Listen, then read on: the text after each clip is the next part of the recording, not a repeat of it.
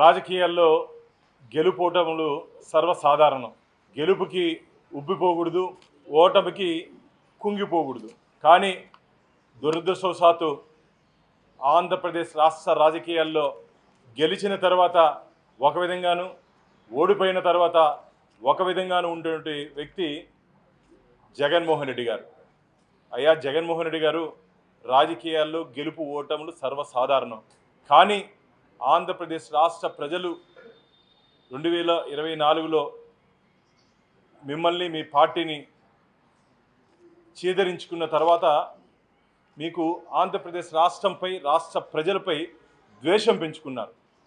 రాష్ట్ర అభివృద్ధిని ఒక అడ్డుగా నిలిచి రాష్ట్రాన్ని అభివృద్ధి పదంలో పోనీయకుండా మీరు అడ్డుపడుతున్నారు.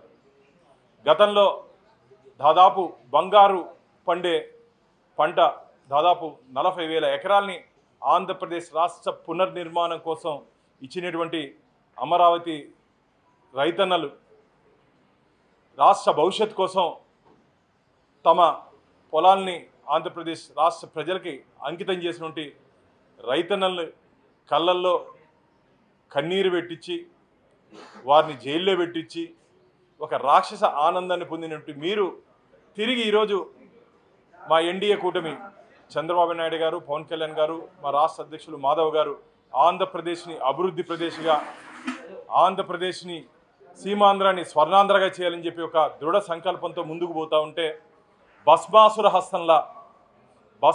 హస్తంలా మీరు ఆంధ్రప్రదేశ్ రాష్ట్ర అభివృద్ధికి అడ్డుపడుతున్నారు. నిన్న రాజ్యసభలో, లోక్సభలో అమరావతి బిల్లుకి శాశ్వతంగా ఎటువంటి ఇబ్బంది లేకుండా ఒక మంచి బిల్లుని తీసుకొని వస్తే దాన్ని ఓర్వలేక మావిగన్ అంట. ఏందయ్యా మావిగన్? ఏంది జగన్మోహన్ రెడ్డి గారు? మీరు ఓటమి చెందిన తర్వాత మీ సరిగ్గా పనిచేయట్లేదని చెప్పి ఆంధ్రప్రదేశ్ రాష్ట్ర ప్రజలు భావిస్తున్నారు. ఈ మావిగన్ ఏందయ్యా?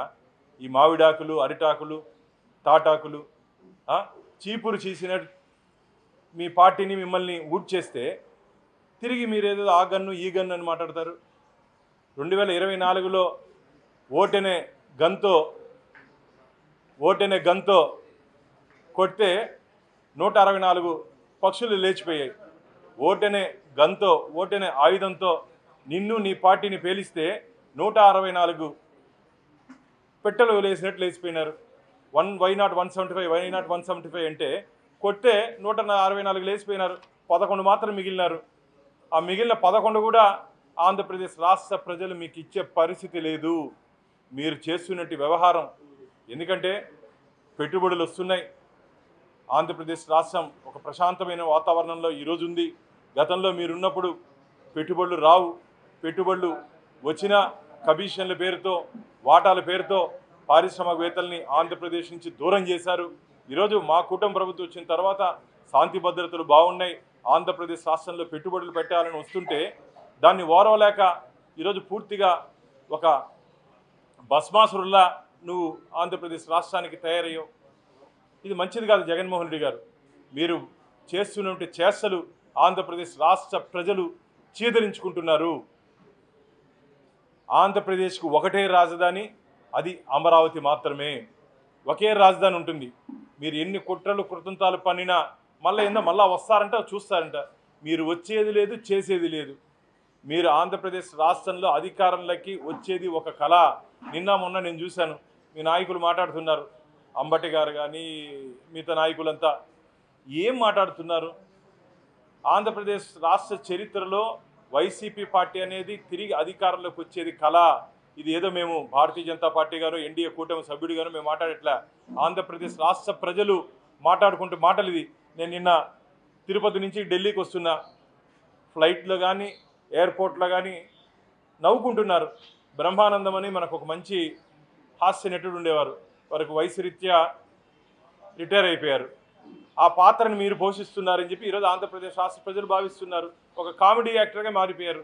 మీరు మాట్లాడుతున్న మాటలు కానీ, మీరు చేస్తున్న చేష్టలు కానీ ప్రజలు నవ్వుకుంటున్నారు.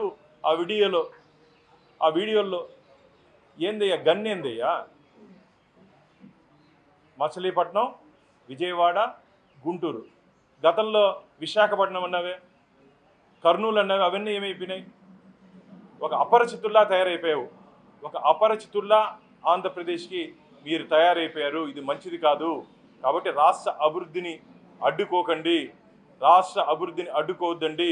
కేంద్ర ప్రభుత్వం నరేంద్ర మోడీ గారు ఆంధ్రప్రదేశ్ రాష్ట్రాన్ని అన్ని విధాలా ఎక్కడెక్కడ అవకాశం ఉంటుందో, ఎక్కడెక్కడ సహాయ సహకారాలు అందించాలో ఆ విధంగా అన్నిట్లో కేంద్ర ప్రభుత్వం మా నరేంద్ర మోడీ గారి సారథ్యంలో, ప్రధానమంత్రి గారి సారథ్యంలో ఆంధ్రప్రదేశ్కి ఒక అభయ హస్తంలా ఈరోజు కేంద్రం ముందుకు తీసుకుపోతా ఉంది. దాన్ని ఓరవలేకున్నారు దాన్ని ఓరవలేకున్నారు. గతంలో 5 సంవత్సరాలు ఏం చేశారయ్యా? 2019 నుంచి 2024 వరకు అన్నపూర్ణ ప్రదేశ్గా ఉన్నట్టు ఆంధ్రప్రదేశ్ని అరాచక ప్రదేశ్గా, అప్పుల ప్రదేశ్గా, గంజాయి ప్రదేశ్గా, పూర్తిగా అంధకార ప్రదేశ్గా మార్చినటువంటి ఘనత మీది కాదా? ఈరోజు అభివృద్ధి ప్రదేశ్గా ముందుకు తీసుకుపోవాలని, అభివృద్ధి ప్రదేశ్గా ఆంధ్రప్రదేశ్ని మార్చాలని, వికసిత ఆంధ్రగా ఆంధ్రప్రదేశ్ని ముందుకు తీసుకుపోవాలని చెప్పి ఒక విజన్తో పోతున్నట్టు మమ్మల్ని మీరు ఈ విధంగా చేయడం మంచిది కాదు.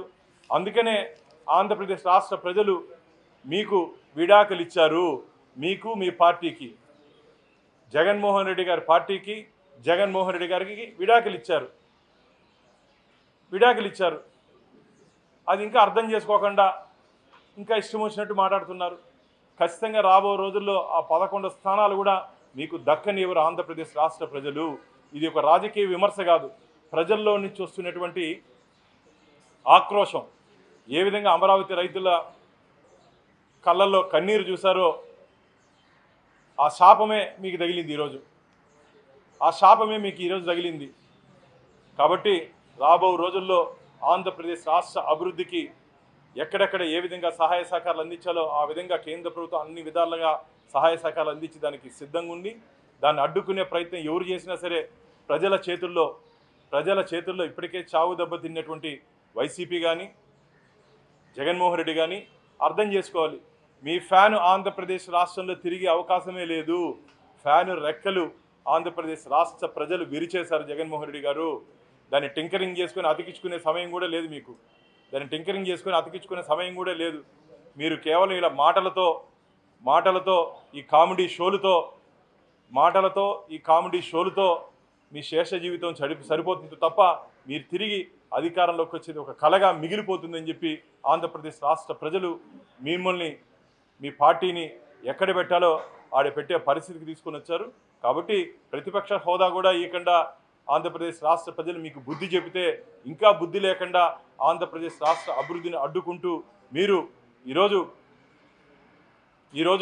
ఆంధ్రప్రదేశ్ రాష్ట్రాన్ని పూర్తిగా భస్మాసుర ప్రదేశ్గా మార్చాలని చెప్పి చూస్తున్నారు. ఇది మంచిది కాదు.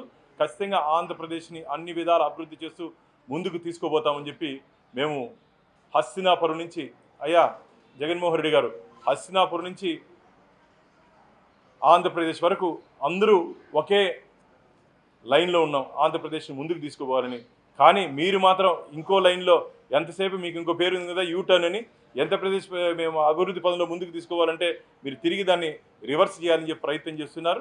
మీ ఆటలు మాత్రం సాగనీయే ప్రసక్తే లేదని చెప్పి మిమ్మల్ని తీవ్రంగా హెచ్చరిస్తున్నాం.